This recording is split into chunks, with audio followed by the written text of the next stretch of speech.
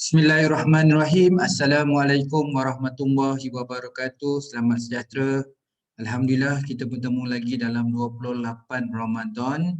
Okey, untuk topik yang ada 3 siri iaitu tips untuk tingkatkan semangat positif dan sukses dalam kita menyiapkan tesis ataupun seangkatan dengannya, menyiapkan artikel dan sebagainya.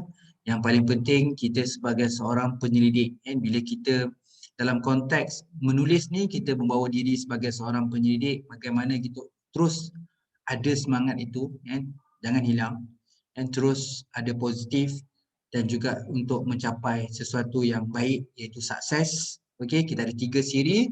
So untuk 28 Ramadan ni kita cover untuk siri 1. Okey, siri 1 ni kita bawa kepada penulisan tesis. Okey, dalam 10 tips dalam sukses dalam menulis tesis ni, Pakcik kongsikan ada tips 10 sukses dalam menulis tesis.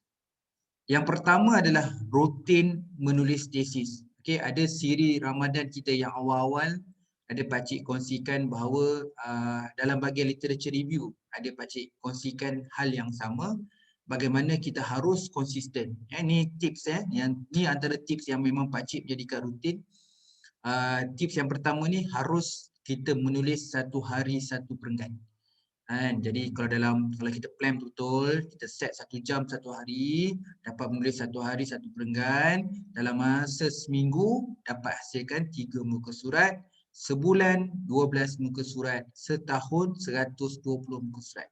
Okey, 120 muka surat tu telah mengambil 2 bulan cuti. Mungkin kita nak ambil bulan, ada orang yang nak menulis ni dia ada cuti dia. Mungkin ada orang nak ambil bulan Ramadan dengan bulan Syawal, dia cuti 2 bulan.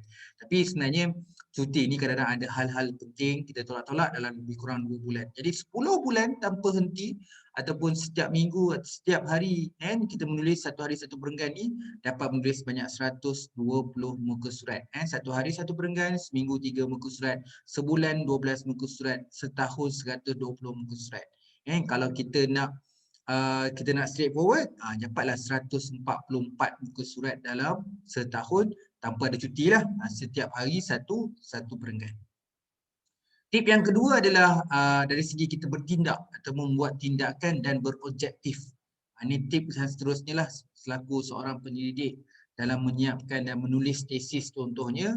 Okay, kita kena make sure 1 jam yang berkualiti. Tadi itulah menulis 1 perenggan tadi, 1 jam berkualiti hanya menulis. Bukan membaca, bukan cari bahan, bukan nak download, bukan nak buat file S, tidak. Menulis 1 perenggan, 1 jam berkualiti 1 hari. Okey, perpustakaan, workstation dan lokasi supervisor. Bagaimana kita nak ada workstation? Kat mana kita memang, kalau macam saya panggil dia perpustakaan lah. Dia tempat tu jadi sumber rujukan, saya boleh dapat, saya boleh duduk dan saya rasa saya selesa duduk dengan persekitaran tu dan saya selalu dengan mudah untuk berhubung dengan supervisor, berjumpa dengan supervisor ataupun berkomunikasi dengan supervisor. So, di manalah perpustakaan saya, di manakah workstation saya, kat mana saya mudah untuk berkomunikasi dengan supervisor. Ini kena ada ni. Kena wujudkan suasana persekitaran yang ada 3 perkara ni. Perpustakaan, workstation dengan nak berkomunikasi dengan supervisor. Okey, seterusnya dalam tindakan berobjektif ni, tulis untuk belajar dengan perbincangan. Okey, kita cuba elak menulis dalam konteks pelaporan ataupun melaporkan. Jangan tulis melapor. Melaporkan ni apa yang kita nampak kita laporkan balik, tapi kita tidak menulis dalam konteks perbincangan. Penulisan perbincangan itulah ada rumusan, ada analisis, ada sintesis, ada kritis. Jadi itu sangat penting dalam penulisan dalam bentuk perbincangan. Okey, nombor 4, bila dalam menyiapkan tesis ni, ingat every semester kita kena hantar kita punya progress report dan dapatkan maklum balas. Jadi selalu komunikasi dengan supervisor untuk dapatkan maklum balas dan kita memang setiap semester memang kena hantar progress report. Okey, dalam poin yang kedua, tip yang kedua ni harus bertindak dengan tindakan objektif. Ada 4 perkara, kena make sure 1 jam yang berkualiti, kena tahu perpustakaan, workstation dengan komunikasi dengan supervisor, lokasi supervisor. Yang ketiga, belajar untuk menulis dalam konteks perbincangan. Yang keempat adalah progres, kemajuan dan maklum balas. Okey, tips yang ketiga, mulakan dengan yang mudah. Dalam menulis tesis ada beberapa perkara yang mudah. Antaranya adalah di setiap bab tu ada pengenalan dan kesimpulan. Okey, ini adalah format yang standard. Bahagian pengenalan, tulis apa yang konten yang kita nak tulis dalam bab tu. Contoh dalam bab 1, ada apa dalam bab 1? Ada latar belakang, problem statement. Jadi tulis, bab ini akan membincangkan latar belakang, pernyataan masalah, objektif, persoalan kajian, significance of the study, definisi operasi, dan diakhiri dengan skop dan limitasi dan kesimpulan. Okey, itu je lah. Kesimpulan sama je. Dah habis 1.1 tadi pengenalan, 1.10 pula kesimpulan. Copy paste balik pengenalan tadi bab ini akan. Kita copy ayat tu, bab ini telah. Tukar akan tu kepada telah, bab ini telah membincangkan latar belakang pernyataan salah, objektif, persoalan kajian dan diakhiri dengan kesimpulan. Okey. Yang kedua, biasa yang jumpa setiap kali proposal defense dan viva adalah kita punya citation dan reference. Selalu citation ada, rujukan tak ada. Rujukan ada, citation tak ada. Jadi gunakanlah kuasa main tu. Ada dua main tu. Dia ada dua. Gunakanlah Mendeley. Contoh dia. Bukan satu lagi main tu, manual. Bila sebut Mendeley ni, alternatif kepada Mendeley boleh gunakan EndNote ataupun lain-lain yang dari segi aspek pengurusan rujukan supaya rujukan kita ditulis dengan betul, dengan tepat, tiada missing, supaya ini tidak disoal dan tidak ditanya oleh penilai, malah dia melihat bahawa kita tidak prihatin dan tidak teliti dalam kita submit tesis yang mana berapa perkara penting, contohnya rujukan ada yang tertinggal ataupun tidak lengkap. Okey, kita ni bukan nak jadi sastrawan negara, poin nombor 3. Bukan kita nak jadi sastrawan negara, okey. Gunalah buku-buku academic writing, buku academic Fresh Bank ke, dekat Manchester University tu ada keluarkan buku academic Fresh Bank atau buku-buku lain yang sesuai dalam penulisan tesis iaitu academic writing. Ingat, kita bukan sastrawan negara nak menulis tesis dengan bahasa-bahasa yang bukanlah salah dari segi bahasa, tidak sesuai dalam bentuk academic writing. Tu tips nombor 3, ada 3 perkara. Nombor 4 adalah aspek yang kita risau dan aspek ni aspek penting, aspek yang sangat penting sebelum kita buat keputusan sama ada you layak ataupun sebenarnya boleh jadikan major malah fail. Jadi itu perkara alignment. Dia alignment dia kena tepat. Tak boleh lebih, tak boleh kurang. Dia sedang-sedang saja, sederhana, humble je. Alignment sangat penting. Apa yang kita tulis latar belakang kena align dengan pernyataan masalah. Apa ada dalam pernyataan masalah kena align dengan objektif. Apa yang pada objektif kena align dengan research question atau persoalan kajian dan hipotesis kajian. Jadi sangat penting tu alignment antara latar belakang, pernyataan masalah, objektif, persoalan kajian dan juga hipotesis.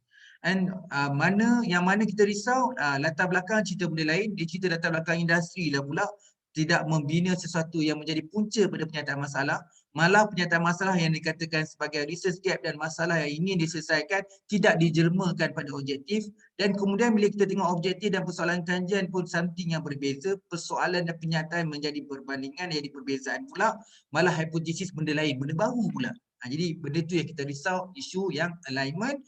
Make sure alignment adalah tepat, bukan lebih-lebih, buat ekstra dan dapat markah lebih, tiada, jangan buat lebih dan malah tidak betul ataupun tidak lengkap ataupun tidak tepat. Lain masalah dia, lain pula solusi dalam objektif dan persoalan kajiannya. Okey, tips yang kelima, kesesuaian. Dalam membuat satu kajian, contohnya dia objektif. Dia objektif tu ada berkaitan dalam objektif kajian. Kat depan tu mengenal pasti, menentukan. Itu biasanya kita gunakan kata kerja yang dalam taksonomi. Biasanya PhD ada serta-serta bidang memang nak yang tinggi tu, yang bahagian create, iaitu membangunkan. Jadi aspek membangunkan tu yang dikatakan sebagai fundamental, tak kisahlah model ke, produk ke, guideline ke, modul ke, iaitu kita membangunkan. Jadi kenal pasti apa yang sesuai, mengenal pasti, menentukan, menyiasat, dan 3 perkara yang pertama ni berat, lebih sesuai untuk kuantitatif lah, mengenal pasti, menentukan dan menyiasat. Tapi tidak bermaksud kualitatif research tak boleh gunakan, dan kita faham kualitatif research tu subjektif dan flexibility, jadi dia boleh gunakan. Okey, mengeksplorasi, menjelaskan, menghuraikan. Ini 3 kebiasaan dalam kualitatif, dan orang kuantitatif memang dia elak menggunakan mengeksplorasi, menjelaskan dan menghuraikan, dan juga kita boleh mengemukakan dan membangunkan. Mengemukakan tu jarang orang gunakan lah, adalah bidang-bidang tertentu, contoh dalam bidang pengajian, agama ada yang gunakan perkataan mengemukakan, tapi kebanyakan dalam penyelidikan sekarang menggunakan perkataan yang bawah sekali itu membangunkan. Okay, kita pergi tips yang keenam. Dalam buat research ni, buat penyelidikan ni, kena ingat, okay, dalam kita nak berjaya sukses ni, kita kena terus semangat dan kita terus kena bermotivasi bahawa kita janganlah orang kata tak payahlah belajar gap. Memang saya pun sebenarnya, saya pun tak sedar pun bahawa itu adalah research gap. Tapi bila saya terjun dalam dunia akademik, bila saya berhadapan dengan pada pelajar PhD saya, bila sahabat-sahabat saya bila bagi komen, so memang dalam sebuah research tu memang wujud research gap tu. Jadi kita kena ada definisi. Definisi saya sangat luas research gap tu. Benda positif juga gap, benda yang negatif juga gap. Jadi dia menjadi satu peluang, satu kelebihan yang memberi manfaat, satu keperluan, satu sarangan yang ada kekurangan, ada yang tidak mencapai tahap. Jadi itu semua dipanggil sebagai research gap. Yang kedua, PhD ada dua objektif. Orang kata satu PhD ada satu objektif atau dua PhD, satu objektif atau dua objektif ni untuk pengajar PhD tak cukup. PhD kena ada banyak objektif. Jadi saya tak setuju. Okey, PhD ada 7 bab. Mana boleh? Kita ada 5 bab je. Mana boleh 6 bab, 7 bab. Jadi tak payah pening perkara ni. Tak ada isu langsung pun bilangan objektif dan bilangan bab tidak mencerminkan itu adalah master PhD ataupun degree. Okey, dalam sebuah research, walaupun ada satu objektif, kita nak tengok objektif tu apa objektif dia. Kalau satu objektif tu membangunkan produk, tak apalah satu objektif pun, tapi dia membangunkan produk. Kalau objektif you 10 pun setakat menentukan mengenal pasti saja, belum tentu yang 10 objektif mengenal pasti itu setara dengan PhD. Jadi kalau tanya saya tak ada masalah. Janji dia dapat menyelesaikan penyataan masalah. Nak pakai 10 objektif ke, nak pakai satu objektif tak ada masalah. Nak ada pakai satu bab ke, nak ada satu bab jaranglah dengar kan. Katalah 4 bab. Adalah tesis ada 4 bab ke, 5 bab ke, 7 bab ke, semua okey. Okey? Mixed method. Ada orang kata sekarang trend kena buat mixed method. Tak kan, mono method. Tak kisahlah mono method kuali atau mono method kualitatif. Iaitu single method saja pun boleh dapat. Deskriptif saja pun ramai orang buat PhD pakai deskriptif saja, jadi tak ada isu. Replicate extension. Ramai je orang buat PhD tu yang buat tajuk replicated. Ya, replicate adalah benda yang sama. Ingat, replicate lah benda yang baik. Replicate lah punya potensi. Contohnya replicate satu kajian dekat UK. Memang bagus sangat kajian tu, dekat Malaysia baru nak mula benda tu. Kita replicate tu dengan menukarkan konteks di Malaysia. Yang itu tak ada masalah. Extension lagi digalakkan dalam pendidikan buat extension. Fundamental tengah trend sekarang kan, membangunkan. Jadi penting kan bila kita dalam taksonomi pun harus membangunkan. Tapi ingatlah ada membangunkan yang mudah. Bukan yang mudah lah, maksudnya membangunkan yang bagi saya kesesuaian untuk social science. Contohnya membangunkan guideline, tu garis panduan, membangunkan FAQ. Banyak kan, jangan ingat membangun tu kan kena model, sistem. Ada benda-benda lain juga yang boleh kita bangunkan. Implikasi sangat penting kepada 4 perkara. Bila sebut implikasi kepada akademik, kepada kerajaan, kepada industri dan juga kepada komuniti terhadap apa yang dapat kita hasilkan dalam sudut teoretikal, metodological, empirical dan juga praktikal. Okay, tips yang ketujuh. Setiap perkataan ada makna. Lagi-lagi dalam penyelidikan yang ada metodologi kuantitatif dan kualitatif. Kalau contoh perkataan fenomena, tak tahu, eksplorasi, mendalam, kejelasan, keunikan, sebenar, simplify, fleksibel, holistik. Semua perkara-perkara ni sebenarnya ada mencerminkan kualitatif dan kuantitatif. Kalau kata fenomena tu kuali, tak tahu tu kualitatif, eksplorasi kualitatif, mendalam tu kualitatif, kejelasan tengok konteks kan, tapi biasanya kualitatif, keunikan kualitatif, sebenar itu kualitatif, simplify itu kuantitatif, fleksibel kualitatif, holistik pun kualitatif. Banyak perkataan-perkataan yang orang kuantitatif jangan guna. Bila you letak perkataan, contoh satu perkataan mendalam ada dalam problem statement, panel belah boleh agak yang bahawa research ni adalah kualitatif. Tapi akhirnya kita buat kuantitatif. Itulah perkataan-perkataan yang kena aware. Memang kalau kelas kita ni, apapun perkongsian kita bulan Ramadan ni, ingat balik 25 perkara yang pakcik kongsikan yang beza antara kualitatif dan kuantitatif tu. 25 perkara tu. Okey, pengenalan versus literature review, beza. Bab pengenalan tu, bab 1 tu, pengenalan tu bab pengenalan. Bab pengenalan kepada bab 2, pengenalan kepada bab 3, pengenalan pada bab 4, pengenalan bab 5. Jadi jangan tulis pengenalan macam literature review. Literature review tulis macam literature review tak apa. Sebab dia memang tulis literature review. Jadi kadang saya tak faham juga tengok pengenalan sampai 30 muka surat. Bab pengenalan sampai 40 muka surat. Bab pengenalan ni pengenalan. Dia pengenalan kepada semua bab. Okey, jadi kalau kita dah baca bab pengenalan dan macam literature review, jadi kan buat literature review. Jadi apa bab 1 ni? Bab 1 jadi bab literature review volume 1. Bab 2 jadi literature review volume 2. Sepatutnya bab 1 hanyalah pengenalan. Okay, yang ketiga adalah highlight dengan hidden. Ingat, dalam research ni, orang nak tengok kematangan kita menulis. Apa yang kita tulis, apa yang kita akan buat, betul. Tapi kalau kita tulis, tapi benda tu kita tak buat, itu kena hidden kan. Maksudnya jangan tulis benda yang kita tak buat. Okey, contohlah you nak kata kajian ini dalam literature review you bincangkan banyak orang buat case study. Tapi you tak buat case study pun. Jadi boleh tulis kajian lepas berkaitan case study dalam literature review tetapi terus tak payah membincangkan dari segi metodologi dia, cerita dapatan dia. Jadi bila orang baca literature review, oh ni perbincangan kajian lepas, oh buat kajian bila buat benda ni, dapat dapatan ni. Tapi tidak membincangkan secara rigorous kaedah case study itu. Kerana kita tak buat case study. Tapi kalau kita memang buat case study, bincanglah kajian-kajian lepas dalam konteks case study. Sebab dalam literature review kena bincang metodologi juga, dan bincangkanlah metodologi yang kita akan guna dan yang bukan guna. Jadi apa yang kita guna, tonjolkan. Katakanlah kita memang pakai populasi strata, dalam literature review pakai sampling strata juga, kita highlight. Kita memang pakai PLS, dalam literature review ada kajian yang gunakan PLS. Tonjolkan dia, kembangkan dia. Tapi apa yang kita tak buat, jangan ditulis. Yang ke-8, kena ingat sebuah penyelidikan juga bermula pada input, proses dan output, iaitu input, proses dan penyelidikan. So kita ada mula dari preliminary, ada yang buat visit, ada yang buat analisis keperluan, ada yang pergi supply and demand. Ingat, sebuah research wajar untuk kita sebelum kita mulakan takut shock sendiri, buatlah preliminary, buatlah analisis keperluan, pergilah visit, buat tengok supply and demand. Okey, research tu sangat luas, bahan sangat banyak, bahan sangat luas dan relevan. Jangan guna Google saja. Belajar untuk belajar database thesis, mencari guna database publisher ataupun top publisher. Banyak menggunakan advanced search. Jadi gunakanlah aspek-aspek yang luas dan relevan itu. Yang ke-9, definisi operasi. Kita ada 2 definisi.